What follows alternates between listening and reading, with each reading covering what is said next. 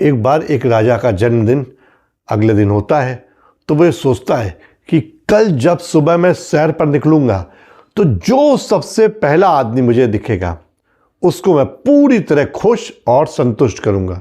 यही मेरा बर्थडे का प्लान है। और सुबह होती ही राजा सैर पर निकलता है।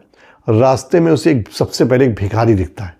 राजा अपनी जेब से तांबे का सिक्का निकालता है और उसको उछाल कर ऐसे दे देता है, और भिखारी के हाथ से तांबे का सिक्का जो था उछल जाता है और बगल में वही नाली में गिर जाता है। नाली में वो खोजने लगता है, कहाँ गया कहाँ गया। राजा को लगता है इसका सिक्का गिर गया। वो उसको बुलाता है अपने पास और उसको दूसरा तांबे का सिक्का दे देता है। भिखारी तांबे का सिक्का जेब में रखता है और फिर नाली में वही अपना पुराना जो गिरा सिक्का था उसको खोजने लगता है। अब राजा क्या करता है, अपने पास से एक चांदी का सिक्का निकालता है और उसको दे देता है। चांदी का सिक्का वो जेब में रखता है और उसके बाद वही नाली में तांबे का सिक्का खोजने लगता है। अब राजा को बड़ा आश्चर्य होता है। फिर वो क्या करता है, अपने पास एक सोने का सिक्का निकालता है और उसको दे देता है। जब भिखारी को सोने का सिक्का मिलता है तो राजा की बहुत जय जयकार करने लगता है, महाराज की जय हो, महाराज बड़े दयालु है।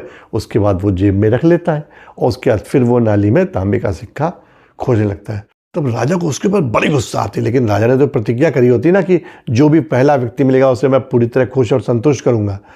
तो वो क्या करता है, अब राजा उस भिखारी से कहता है कि ऐसा है, मैं तुम्हें अपना आधा राज्य दे दूंगा। अब ये बताओ तुम पूरी तरह खुश और संतुष्ट हो? तब वो भिखारी राजा से कहता है, महाराज सही सही बताएं। तो राजा ने कहा बताओ। तो बोला, खुश और संतुष्ट तो मैं तभी होऊंगा जब वो जो तांबे का सिक्का नाली में गिर गया है ना, वो मुझे वापस मिल जाए, तभी मैं संतुष्ट होऊंगा।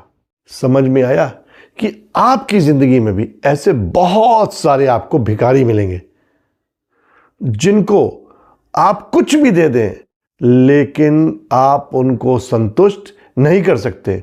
तो ऐसे लोगों पर अपनी ऊर्जा, अपना समय और अपना पैसा बर्बाद करने की गलती कभी ना करें, क्योंकि वो कभी संतुष्ट नहीं होंगे चाहे आप उनके लिए कुछ भी कर दें।